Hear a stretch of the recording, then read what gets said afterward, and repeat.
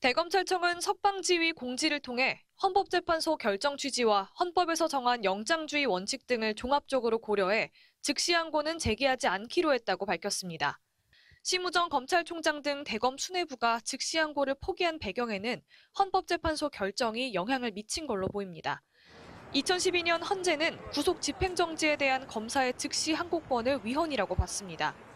대검은 비슷한 제도인 구속 취소에 대한 검사의 즉시 항고권도 위헌일 거라고 지레짐작한 겁니다. 윤석열 대통령과 똑같은 논리입니다. 하지만 10년 전 법무부와 검찰의 입장은 오늘 결정과 180도 달랐습니다. 헌재의 2012년 위헌 판단 이후 국회는 구속 집행정지뿐 아니라 구속 취소에 대한 검사의 즉시 항고권도 함께 삭제하는 내용의 법 개정을 추진했습니다. 그런 움직임에 제동을 걸었던 건 현재 대통령실 민정수석인 김주현 당시 법무부 차관이었습니다. 2015년 6월 17일 국회 법사위 소위에 출석했던 김 수석은 즉시 항고 위헌 결정을 구속 취소에는 그대로 대입할 수 없다는 취지로 답했습니다.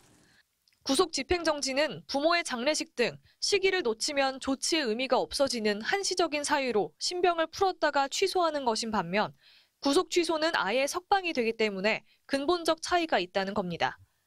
법무부 반박에 여야가 다시 논의했지만 합의에 이르지 못하면서 구속 취소에 대한 즉시 항고 규정은 아직 법에 남아 있습니다. 검찰의 즉시 항고가 향후 헌재 판단 대상이 되더라도 헌재 위헌 결정 전까지는 합헌인 겁니다. 심 총장 등 대검 수뇌부는 이번 석방 지휘 지시로 10년 전 검찰과 법무부의 입장을 뒤집었습니다. 윤 대통령 측이 주장하는 위헌 소지를 이유로 법에 명시된 법적 권한을 써보지도 않고 윤 대통령 편을 들었다는 비판에서도 자유롭기 어려워졌습니다. MBC 뉴스 구민지입니다. 오늘 검찰 결정에 대해 임지봉 서강대 법학전문대학원 교수에게 자세히 물어보겠습니다. 어서 오세요. 안녕하세요.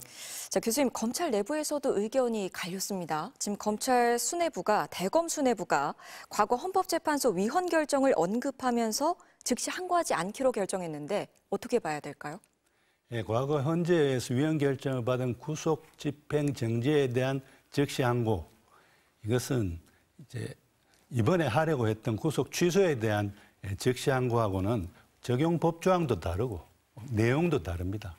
그리고 무엇보다도 법관이 영장을 통해서 피고인의 구속 여부에 대한 판단권을 가지는데 그 법관의 판단권을 어느 정도로 제약하느냐의 문제에 있어서도 양자는 다른데 구속 집행 정지에 관한 즉시 항고가 위헌 결정을 받았다는 이유로 구속 취소에 대한 즉시 항고를 포기한 것은 저는 법리적으로 큰 문제가 있다고 생각합니다. 예.